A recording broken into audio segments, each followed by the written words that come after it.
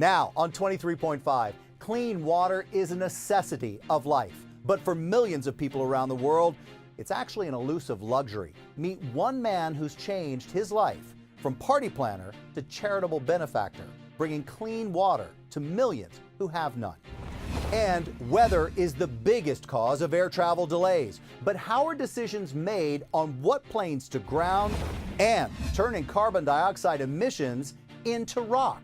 It's being done right now. Could that get rid of a major cause of climate change? All right now on 23.5.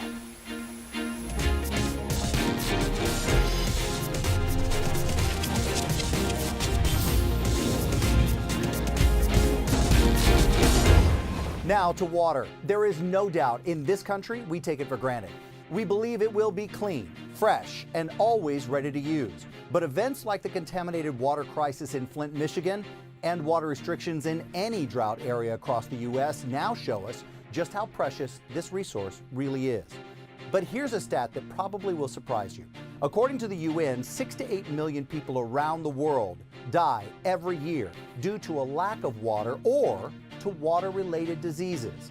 It's a crisis by any measure, and you don't have to tell that to Scott Harrison, charitable benefactor, founder of Charity Water, bringing clean water to millions who have none. I'm a stat guy, and this number astounds me. If the UN says that 783 million can't get access to clean water on this planet, that's a staggering number of people. So what's the plan? What do you do? Well, the good news is 10 years ago, that number was 1 billion. So it's actually coming down. It's moving in the right direction. And you know, we have been able to help, by the end of this year, about 7 million people. So 1% of the problem. So, you know, depending on how you look at that, the glass is half full or most of the time empty, right? We have a much greater ambition. I think it's a massive problem. There needs to be more awareness. There needs to be more money put into clean water. But we've seen progress. I mean, we're really hopeful. Nobody was talking about this 10 years ago. No. And I mean, the general public wasn't, right? You had all the big government agencies, but you know, you would ask someone on the street what the water crisis was, and they would look at you and say, well, "What water crisis?" They would think you're talking about a drought or a particular drought in part California. Of the country. You hear about someone who can't water their lawn, you know, for a month, and you know, there's some sort of brownout. Yeah. Not people walking 8 hours a day, not people dying of diarrhea, you know, drinking from swamps and ponds and rivers. So, and it's a humanitarian issue, but where is it an issue? Is it all over the world? How big is this? I think it's most acute in sub-Saharan Africa. So there are a couple 100 million of those people, about 300 million of those people living in sub-Saharan Africa without access to clean water. It's a big problem in India. Some of the most extreme situations we're seeing is in rural India. It's a problem in Southeast Asia and a little bit in Central and South America. You know, there are communities there without access, but we've focused over the last 10 years about 2/3 of our funding and resources on sub-Saharan Africa. You know, I've been to Ethiopia 27 times since starting this, and it's just so foreign, you know, to someone living here. Water comes out of taps, we take showers, we buy bottled water, we don't even have to. These places don't have any infrastructure, so they're relying on found water. That's rainwater, river water, ponds water, things like that. We might think that in a country that is wild and green and lush, that would be a good water source. Yeah. So let's talk about why it's not.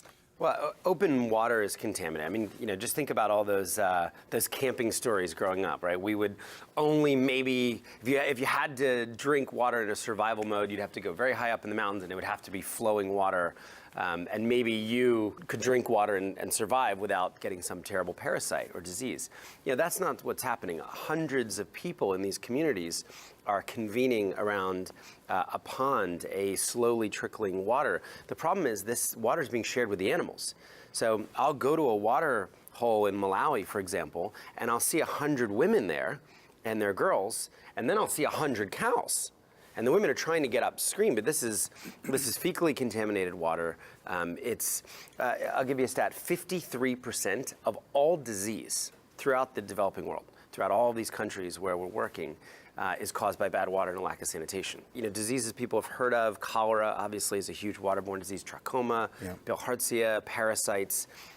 So many kids are dying of diarrhea, which again is foreign to us. You know, our kids get sick, we get some sort of blue hydration fluid.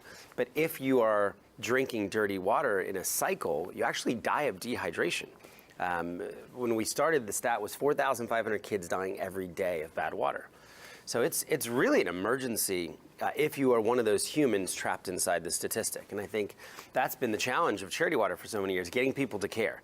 You hear these 750 million and we just glaze over. Right. You know, there's no emotion there. There's no connectivity. Our kids aren't dying of diarrhea. Our moms aren't walking 8 hours to rivers. So trying to surface those stories, trying to surface the images and say, this is what it's actually like. But there are solutions. And how do you fix it? Like, is it as easy as in every community you can put a well in, you just have to, someone like you has to raise money to make it happen?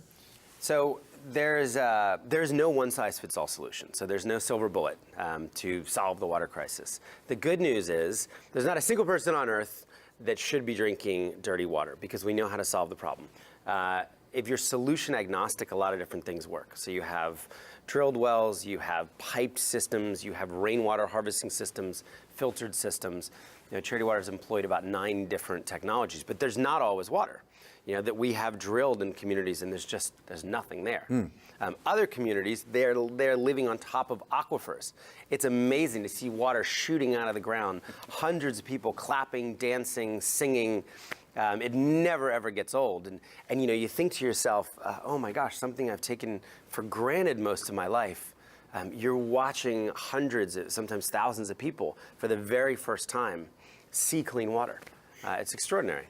When you first start, I imagine that you're shaking your head going, how is this going to work, technology? And let's just take the simple thing of getting water out of the ground to people, because I know you do it in many different ways. It's actually the simple things that often work are these simple systems, drilling wells, rainwater systems, biosand filters. You know, you can't drop a desalinization system in a rural village, people making less than $1 a day. Yeah.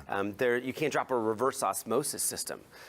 Because there's no money for the filters, there's no money for the electricity to power it. Gotcha. So it is these simple things. We've really been trying to push sustainability forward. We've been working on some cool technology, putting sensors, remote sensors on these wells in rural villages so that we know how much water is flowing, that we know they're working over time. You know, there's probably some people listening and say, oh, that's great, you build a well, but then when it breaks, then what? So we've been trying to tackle that with technology. Actually knowing 5 years from now that these projects are continuing to serve the communities. We have local mechanics out there that are making rounds, doing preemptive maintenance that the communities actually pay for. So it's more. We want to see an end to the water crisis. The UN has finally come out and given water its own goal, a standalone goal, saying that in 15 years from now, everybody on Earth should have clean water. It's very ambitious. Yeah, that's very ambitious. More money and more awareness will need to be thrown at this problem, but we're hopeful. I mean, we want to see that number to 0. No one should be drinking dirty water today. It's crazy. Up next, you'll hear Scott's journey from New York City party promoter, and he was a big one, to clean water humanitarian. How did all that work? I had this kind of cathartic moment. I realized that if I continued down this path, the legacy I was leaving was just, I was going to get 1 million people wasted over the course of my life.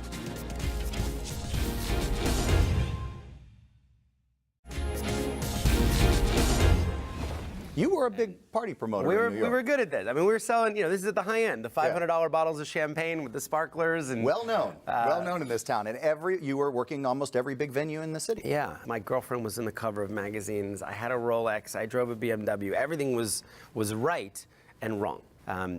You know, you have those moments in life maybe where you're able to see things for what they are or to see things play out. And I felt unhealthy. I'd betrayed the spirituality of my childhood, the morality of my childhood. I just turned into this terrible person. At 28 years old, I had this kind of cathartic moment. I realized that if I continued down this path, the legacy I was leaving was just, I was going to get 1 million people wasted over the course of my life, maybe even more. So I wrestled with it for a few months. There was that moment of, oh my gosh, something needs to change. Okay. It was a few months of struggling, but then, hey, let me jump. Let me make a clean break. Let me sell everything and go join a humanitarian mission. The cool thing was I joined this mission in Liberia, but I had 15,000 people on my club list. So they went from getting invited to these fancy parties to getting pictures of people drinking dirty water. The list got a little smaller, right? It's like, unsubscribe, unsubscribe. I didn't sign up for this.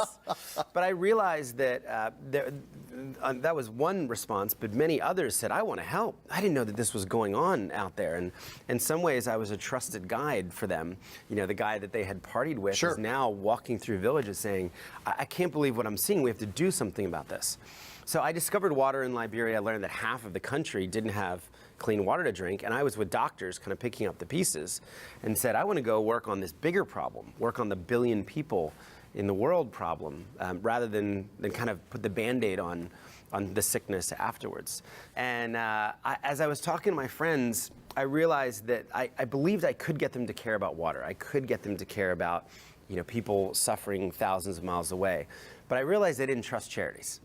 So as I talked to my friends, they're like, "Oh man, I don't give to those big charities. How much of my money's not where the money's going?" Exactly, they're black holes. So I opened up 2 bank accounts and said, 100% of the public's money will only fund water projects for as long as we exist, and somehow I'm going to raise overhead office costs separately.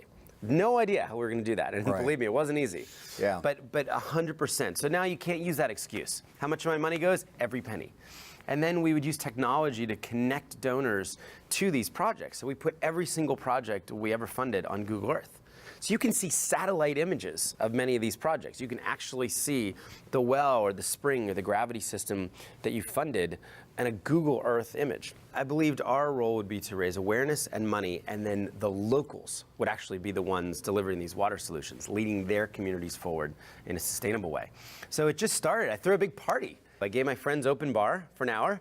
I said, come, it's my 31st birthday, and drop $20 on the way in. So that night, 700 and some people came. We raised $15,000. And I remember some people saying, this is the first charitable gift I've ever given. And that was when I said, we're on to something. Yeah. It was 100%. It was the ability to see where their money went. So we immediately took the money to a village in northern Uganda. We did our first projects. And then we sent the photos and GPS back to 700 people. And they were blown away. They'd come to a party, they'd thrown $20 into a bin, and they got to see people drinking clean water. They got to see the impact of a very small donation. And we said, let's just keep closing the loop. That was $210 million ago. Wow. We've raised over $210 million to actually help 20,000 villages now. So 20,000 villages have clean water, not because of need, not because of our team, but really because of the community. 1 million people out there that were generous, that did trust, that did want to respond. How are you fundraising now?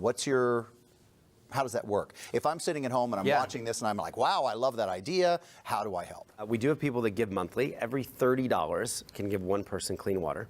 So imagine that, $30 a month, it's $1 a day. Yeah. One person gets clean water. And then we've done this thing where people donate their birthdays. And we stumbled onto this idea. We said, our birthdays are so much about us. They're about stuff, parties, stuff we don't even want sometimes. So what if we could turn our birthdays into these giving, generous moments and make them about others? So I stumbled upon this idea on my 32nd birthday, and I thought it would be sticky to ask for my age in dollars. And everyone I knew had $32 that they could give to charity, especially if 100% of the money went and they could see where it went.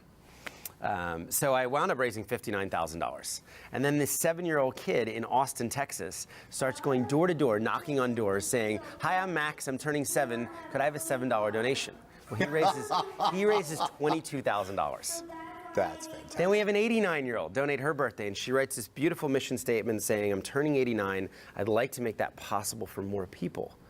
So it was really this beautiful idea. So tens of thousands of people now around the world have donated their birthday so that people can have clean water. Gave up my 28th birthday for charity water. My 25th birthday. 39th birthday. There was one story that was really moving. There was an 8-year-old girl in Seattle, Washington that donated her birthday, and she wanted to raise $300. She thought it would be amazing to give 10 people clean water for her birthday. And she raises $220. So she actually falls a little short. And then right after her birthday, there's this terrible 20-car pileup on the interstate, and she's killed in a car crash. She's the only fatality. Her mom was driving, her sister was in the front, and she was in the back. And word starts getting out about Rachel's last wish, which was to forgo a birthday party, forgo the gifts, so that kids she'd never met a world away could have clean water. And everybody starts donating $9 in her community. And it spreads from Seattle, it spreads through the country, it starts spreading to Africa. Sam, people in Africa start donating $9.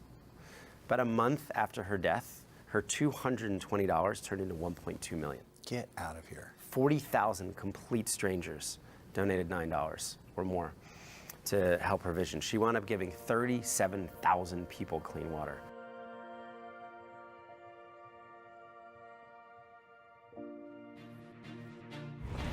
By the end of this year, Scott will have raised $60 million for Charity Water, and he hopes by 2020 that number will be up to $2.5 billion. And if you want to donate to Charity Water, and I think we all should, go to charitywater.org. Now, up next, I know you've been there, stuck on an airplane on a runway, and bad weather is what's delaying your travels. So, just who makes that decision? Who decided to ground your plane? And how?